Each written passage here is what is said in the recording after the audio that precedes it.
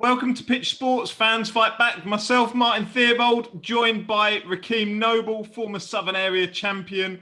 And we're going to come on to you a little bit. And Sam Heaton, boxing fan. This is the show that has no quit in it whatsoever. And guaranteed not to be pulled down because it doesn't suit a boxer's narrative. How we doing, gents? Doing good, doing well. Yeah, excellent. How are you, man? I'm good, man. Excellent. Good fight of the weekend. I enjoyed it. Indeed. Who got up for it? Start there. Who woke up at 4 a.m?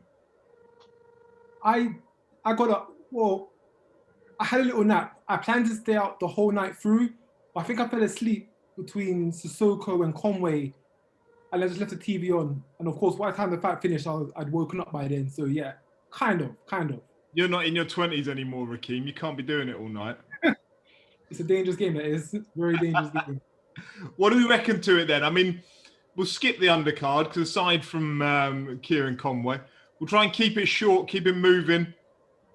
So 3-minute round on Saunders versus Canelo. Go. Do you want to start? I can go for it. I think Saunders did well. I think one of my predictions was that Saunders was going to come out, he was going to put up a fight. It wasn't going to be a walkover. He was going to have some success. But as the fight went on, I felt Canelo was going to take it on points. Turns out Canelo actually stopped him, which I didn't actually see coming. But I feel the fight went pretty much how I expected it to. Billy Joe Saunders was going to start well. He will have some success. I think by the time the fight came to an end, I think they gave 2 or 3 rounds to Billy Joe and the rest to Canelo. But yeah, that punch in the 8th, which caught him with the uppercut, that was all that they wrote. Couldn't do anything more from there. What a shot. What do you reckon, Sam? Yeah, when I was thinking about the fight in the week in the lead up, I was thinking Billy's got to come out quick because you can't be behind to Canelo because you're never going to win the cards. We all know that. And I actually thought that Canelo started really well. Billy seemed to really struggle in the first 2 or 3 rounds to get his shots off. Now, whether that's because he was a bit timid or whether the occasion, I don't know. Whether Canelo was better than he thought he was, again, I don't know. But he seemed to really struggle. And then in the 5th and 6th round, he seemed to hit a groove and he was landing his punches. He caught him, I think it was the 5th round, with a beautiful sort of left counter uppercut to the body and a left hand. That he didn't stun Canelo, it didn't hurt him as such. But I think he thought, well, hang on a minute, this is not going to be quite as easy as the first 3 rounds made it seem. And then, like you said, it was just, that shot was phenomenal. To see that right hook coming the way he did, to anticipate it, move himself into position to land the counter and land it like he did. I mean, you can't, that's class. That's why he is who he is. You don't become who he is if you can't do that. But he'd thrown that shot multiple times, hadn't he? Like the warning signs were there. That shot had been thrown a few times and Billy Joe... Yeah, but it's the fact Billy walked into it and ducked his head down. Yeah, exactly. It's one thing to see it, but it's another thing to do it and catch them that way. That's phenomenal stuff. As a former boxer, Rakeem, former Southern Area champion, you've boxed at a decent level. Like, how do you appreciate that kind of shot? The thing is, that kind of shot, you see 100 times in sparring, 100 times in fights. Someone throws that short little uppercut, someone comes in, it doesn't connect, the glove hits the side of their head, it doesn't fully connect. But for Canelo to pull it off and actually do it on such a high level and such a high stage, yeah, that's an extremely hard shot to fight. Because a lot of the time, I don't think when that punch was thrown, most of us, well, no, all of us didn't know how much damage it actually did.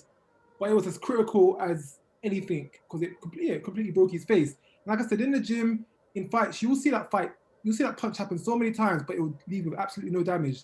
Canelo got it perfect, absolutely caught him on it, and there was no more that could be done after that for Billy Joe Saunders. When you fought Tommy Coyle, didn't you break his eye socket? Oh man, do you know don't remind me. You did, didn't you? So what Canelo did to Billy Joe Saunders, I pretty much did that fight to Tommy Cole. Yeah. The difference is that Canelo realized, he probably didn't know that, I broke his face, but he knew that he caught him with substantial damage. I didn't know that I had caught him with substantial damage. So from this weekend, after seeing that, it's giving me a bit of flashback. PTSD of the fact you didn't step on Coyle when you did it. Yeah, it's a similar thing to that. Yeah, no, I remember that. It was because the damage that he had on it afterwards was horrendous. For Corey. So basically, so what you're saying is I've got the Canelo punch. I had the Canelo punch before Canelo made the punch famous. What I'm saying is, Canelo probably watched your fight with Tommy Coyle and went, that's the punch. That's the shot. That's the punch, yeah. I'll take that. So I'm going to give you some names. You got to tell me who did better against Canelo. Billy Joe or Callum Smith? Billy Joe. Do you reckon? Yeah. Callum didn't win virtually a minute of any round he was in the fight, basically. Now, again, he did. We know about Callum and his injury, but like Billy had success in, like you said, in the 4th, 5th, 6th rounds. He was landing shots. Callum just seemed like Canelo took over the fight from basically the first minute, and that was that. And it's really hard to fight somebody when they're in such a groove. I'm sure Rakeem knows. Once somebody's in a groove and they're landing shots and they're feeling good, to take them out of that is so hard. And for Billy to even do it for 2 rounds is. It's not. I won't call it like massively impressive because he's a professional. It's what he should do. He's a world champion, or was a world champion going into it. It shows the class that he has, and yeah, I think Billy did better in those two. Amir Khan or Canelo? Amir Khan or Billy Joe? Oh, that was a good one. That's a good question actually. Probably Amir Khan because he was winning on the scorecards at the time, so he was doing everything right. But I think with Amir Khan, Canelo and his team, the game plan was we're just going to catch him with one punch. Yeah. But that's all it's going to take. So I think the fight with Billy Joe, they probably put more into those rounds than they did with Amir Khan, because with Khan, it was literally just one clip and that's it, lights out. Ryan Rhodes or Billy Joe? Against young Canelo. He's a different fighter now. Come on. He's a completely different animal now. Who else has he swept up from Britain? There's loads, isn't there? Matthew Hatton, I think. Matthew Hatton, that's right. He's 7. Oh, he went points. He went on point the whole time. Yeah. Did he hit him low or something? And Canelo really didn't like it and sort of tiled him around the ring for about 2 rounds afterwards. Remembering that one right? I can't remember. How much are you enjoying Canelo's English? He's the Mexican Marku. He's the Mexican. Start calling him that. Tough guy. The tough foreigner who speaks just about English, but he knows enough to curse, swear, and tell you about yourself. He's got what he needs, doesn't he? He knows what he needs to say. I mean, I've got a horrific northern accent, so I can't talk English either. But like, I love the fact that he's not like sort of kiddie stepped his way into English. He's just come in and gone. When I think it was Andrade come into the press conference after the fight, and he's come in and went, "Fuck off, get out. You're a terrible fighter." Great, brilliant. Yeah. He's learned what he needs to know. It's amazing. Yeah, fuck you and fuck off. What else? In his 50 fights, all of them he's been speaking Spanish. In his one fight, he spoke a bit of English. Probably no more than 2 minutes of English, and that's already swept the whole entire world. And we've all taken to him just from those little clips right there. So, how much would you credit Hearn for that? I think he has something to do with it. I do. Ted Hearn's been working alongside him. He's probably giving some nods. Learn English, come on, it will help you so much more. There's his own platform, English and Spanish. I don't think Oscar De La Hoya really encouraged Canelo to talk much English, but I think Eddie Hearn, of course, he's got the biggest platform in the UK. Come on, let's go to the UK and the rest of America, and we can really make these numbers double, triple, whatever we need them to do. I think with Hearn as well, as you said in the intro, without a doubt, Hearn loves narrative. Hearn loves story. He wants to make fights feel like this big epic story. And part of that is selling the fighters as a personality and as, as a character to be followed. And Canelo probably was like that anyway. He probably could speak English and was telling people where to go anyway. It didn't matter. But he didn't do it in public. And Hearn has said to him, well, if you do that, it creates this big story that surrounds the fight, and it makes the fight even bigger, and it makes the fight more people want to watch it. It's his job, really. Yeah, I agree, but I think you do have to. I don't think it's a coincidence that Canelo's English has started to come to the surface with Hearn involved. Yeah. Right, let's move on. This weekend, the Matchroom card. Can you think of a worse Matchroom card than this weekend? I'm glad you said it, not me. I'm glad. It's poor, isn't it? Well, do you know what? What I think affected this card quite a bit, which is taken away from it, is the Harper versus Choi unification fight. Oh, you love a woman's fight, Rakeem. Don't you? You love a woman's fight. You know, that fight would be a big fight, because I would say whoever wins that fight could put themselves in the top 10 female pound for pound.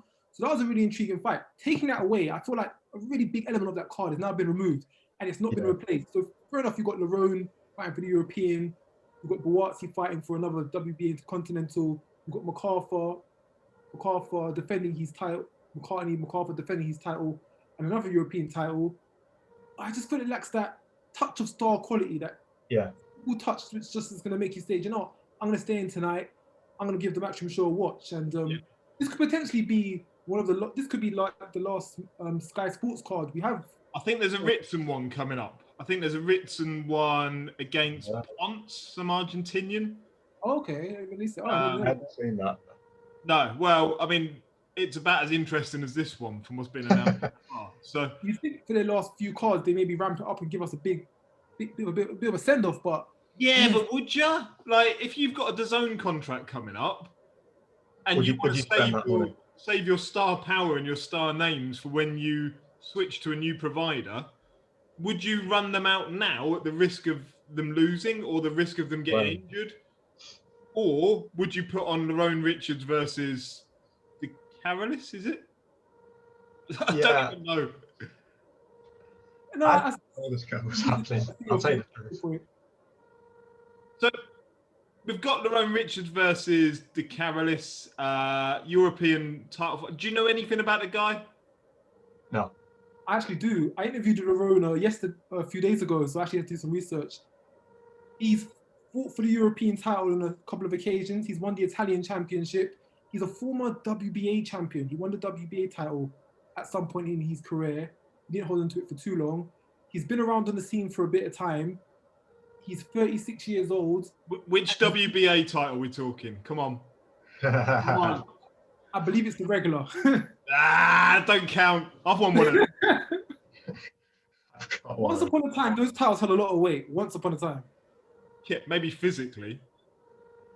And I think he hasn't fought since 2019. So when he fights Saturday, it would have been his first fight in 23 months. So for matchmaking, perfect for Lerone to look good against, get a good name on TV. But do you think Lerone needs a stoppage? Sam, as a boxing fan, does Lerone need a stoppage here to make a name for himself on Matchroom? Yeah, the up and down of it is, because that's how you build your profile. I'd not watched his Matchroom debut. I didn't see it at the time. I actually watched it in the week, in the lead up to this. And I thought he looked good. You know, we know what Lerone's about. He's a slick fighter. He's got good feet, a good jab. I like it when he's busy. I like it when he puts combinations together rather than sometimes he seems content to just circle, flick the jab and the 1-2, and he becomes a bit metronomic. I like it when he mixes it up because he has got some good combinations, good fast hands. Yeah, I think a stoppage would do wonders for him. I agree. I think you look back to his days under Frank Warren, and the biggest criticism is that it can be levels above somebody, but not try and stop them. Fight to the level, almost. Yeah. And as fans, you know, as animalistic as it is, ultimately you want to see somebody go for the stoppage and go for the, try and hurt and take them out. Buatsi, he's fighting a Frenchman. I did a bit of research. I think he's 15-0, the kid. He's only fought winning records on 3 occasions. So I don't know how much he's going to be able to get out of Buatsi. I think, Do you allow Buatsi this one because it's his first fight with Virgil Hunter, or do you question where are they going with Buatsi? I would give him the benefit of the doubt. For this first one, I'll give the benefit of the doubt. First fight with new trainer. Let's see how he's molded. They've got a guy with a padded record to make him look good on paper. Yeah. I definitely think in the next fight he needs to have that possibly eliminator or a top 10 opposition, just so we know exactly where he's at. You're not convinced, Sam, are you? I can tell.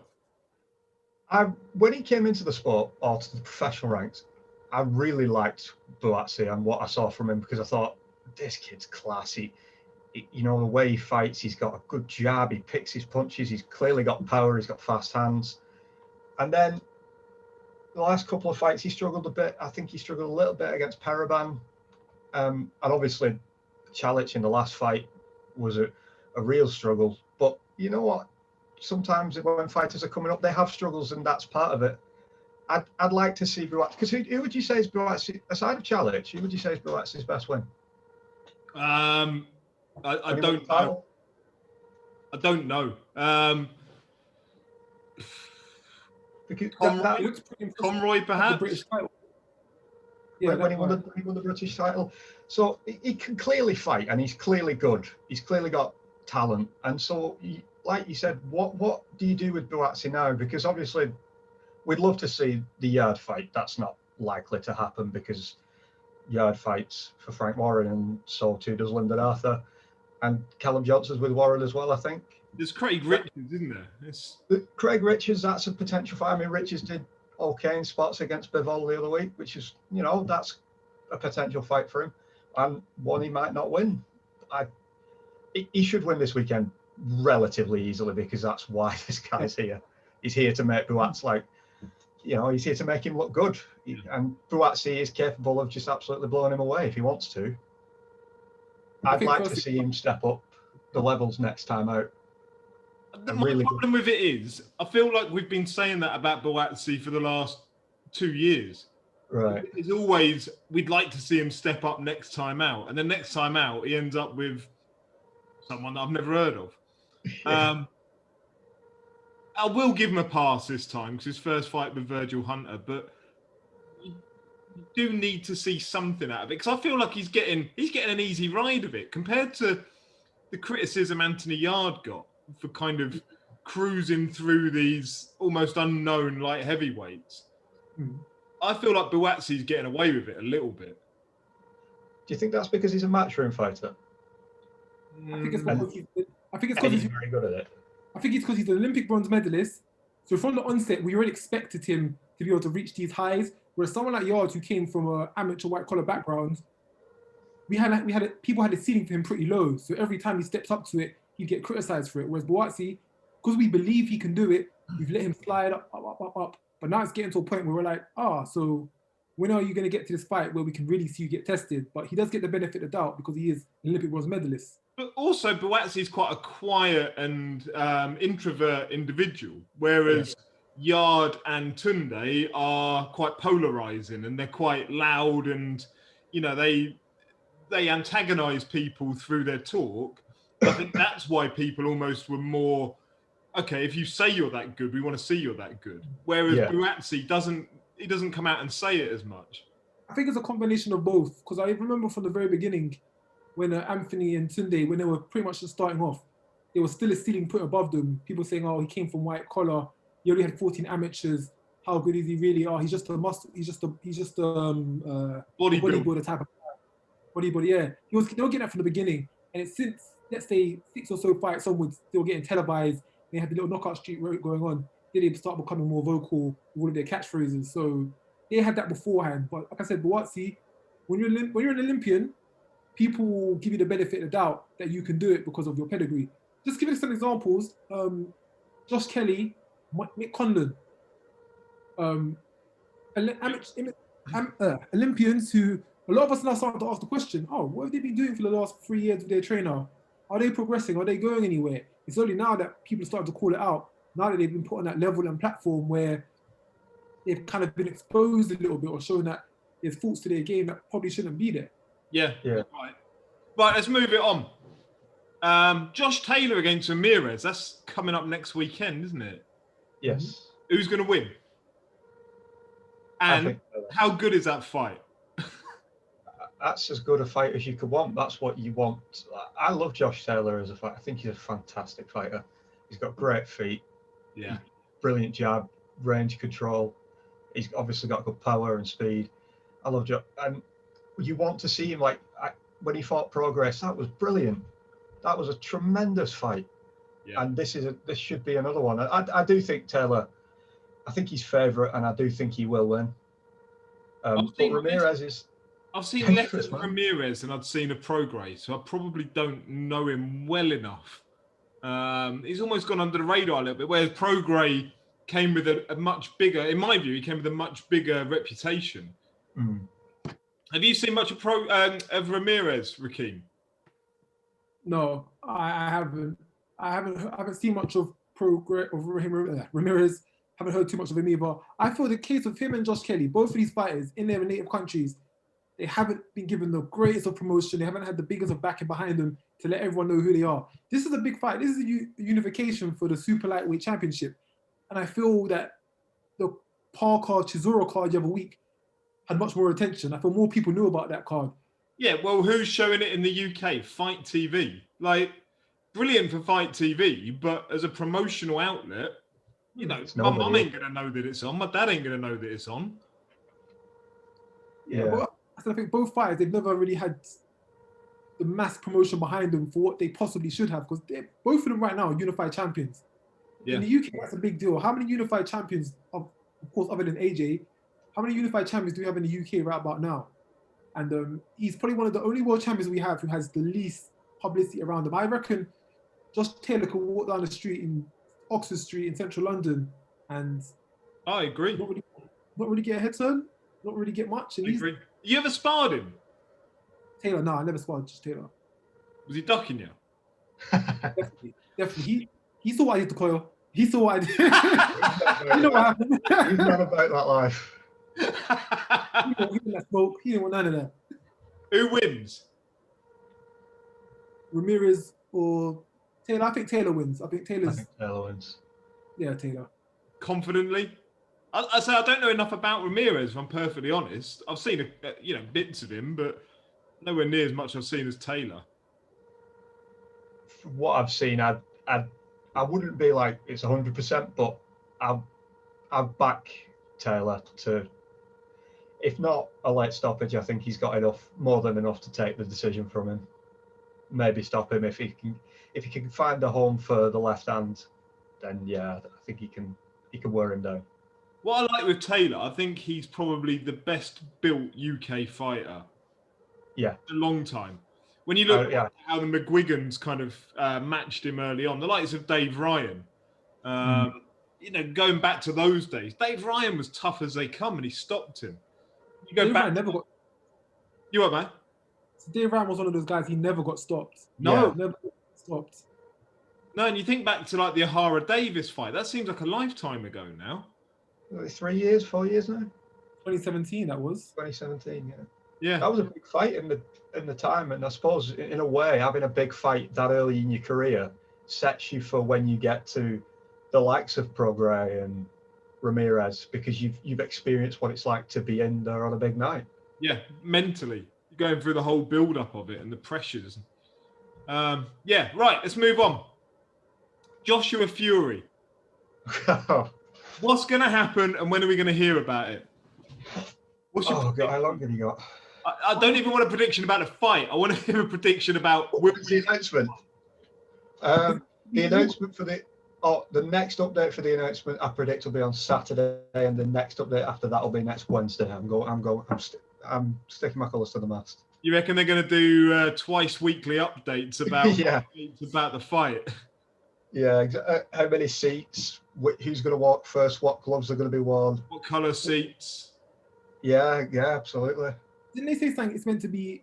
Didn't they give a date for 7th and 14th of August? Was that just more speculation? No, I think they've agreed, because they initially said either the 7th or the 14th of August, and now they've said the 14th because the Olympics will still be running on the 7th.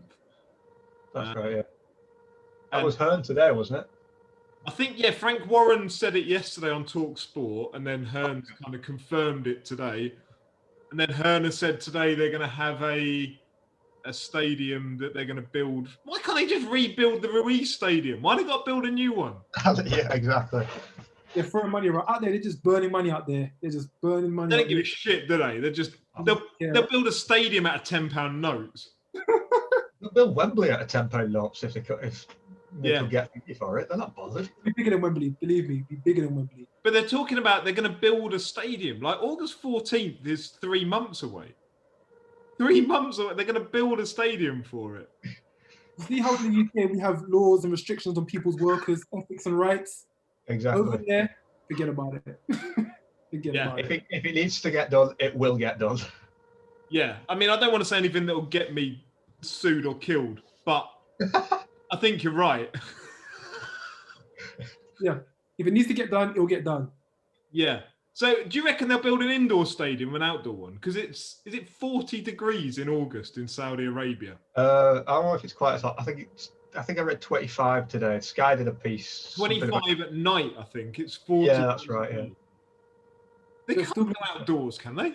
It's still going to be humid in the air, so you're going to need some kind of AC to cool everything off. Because outside, it's been 40 degrees all day. It comes to evening 25. It's still going to be impossible to breathe. And these are big guys, both coming over 16 stone. So jumping around for 12 rounds, if it goes that long, you only got to wonder how they're going to cope. They're going to be buckets of sweat everywhere. Yeah, Oh, I've seen Fury in his pants this week. He is a big guy. He is a big boy, Tyson Fury. So that's good. I suppose that adds. It doesn't need anything, but it adds to the fight. Who will cut if it is in that kind of heat? Who's going to cope with that? Because that will drain them. Yeah. So do you reckon we're going to get an official announcement, like time, day, venue, all that? Do you reckon we'll get that in the next week? I hope so. Partly because it's just annoying me now. Like, just say, we know you're fighting. Just say it. Yeah, you've got bits to work out, but we know you're fighting. Just say it. When did you say that Lewis Ritson card's going to be? June sometime, I think. Okay, I think it'll be before then. Because some people were saying they think they were going to announce it at the Billy Joe Saunders Canelo fight at the end, but I was thinking, no way they're going to do that because they don't want to eclipse the spectacle of the event. So they're going to wait until there's some downtime. So now that there's no matchroom shows or after Saturday, I think they'll announce it after Saturday at some point because there's nothing to take attention away from any of their other products or any of their other ongoing activities. Yeah, Matchroom are very good, like the WWF or WWE. It's signposting where the next big event is coming, but there is no way on earth Canelo would have allowed them to use his airtime to broadcast a Joshua fight coming up. Eclipse his whole the event aftermath and everything. No, I didn't believe that for a moment. But now that Matchroom will have the show on the 15th, I think sometime next week, if they're going to say it, they'll say it then because there's nothing else on their calendar which is going to take over. So yeah. Yeah, possibly. And are you 100% confident it happens now? No. No, I'm not either. I'm a boxing fan. I've been a boxing fan for a long time, and I don't think anyone who has or who's been a boxer can ever be confident that this sport will do anything that it's meant to do because it never does. Yeah, no, I'd agree. What do you reckon, Rakeem? So what, you guys reckon that we're waiting for this big announcement that we're going to hear there's going to be a third episode to Deontay Wilder, Tyson Fury? You think it's possibly going to go that way? I hope not. I don't want to see that fight again. We know how that fight goes. I mean, look, Wilder could knock anyone out at any time. We know that. But realistically, we know now that Tyson Fury is a better fighter than Deontay Wilder. We've seen it twice in a row. We know he is. Is he a better fighter than Anthony Joshua? Yeah, he probably is, but we want to see it happen. I just feel in this fight, because there's so much money going around, because there's so much being put on the table, I can't see either man just walk away and be like, you know what, I'm going to go fight Usyk. I'm going to fight Chisora. I'm going to go fight just somebody else. I just White or Parker or Dylan White, Dick. Ruiz again, third time rubber match. You know, I just can't see it. I think that's the problem, is that not even how much money you would lose by not fighting each other, but how little every other fight is worth now if they don't fight each other. The jump down is so significant. I can't see them going anywhere else. To me, they must well retire. If this fight doesn't happen, both fighters might as well retire because there's nothing else. I'd agree. The other stuff that caught my eye this week in terms of things to discuss was Mayweather and Jake Paul dicking about. Dicking about. Best way to put it, yeah. Dicking about. What do you make of it? Rakeem, you're not a boxing purist. You spend your time interviewing, very little known female fighters around the world because it sparks your interest and it's something that you care about. What then do you make of the greatest of our generation taking on a geezer off YouTube? You know, I'm gonna put my hands up and I give it a lot of stick on Twitter. I give it a lot of slack. I call them clown fights. I call them bum fights on Twitter. But I set my alarm for 4 o'clock towards Jake Paul versus Ben Askren because the humor behind these fights is so enormous that just for that alone, just for that entertainment factor, I will tune in. Do I think he's to become a world champion? No. Do I think either of them are any good? No. Do I think it's a shambles? Yes.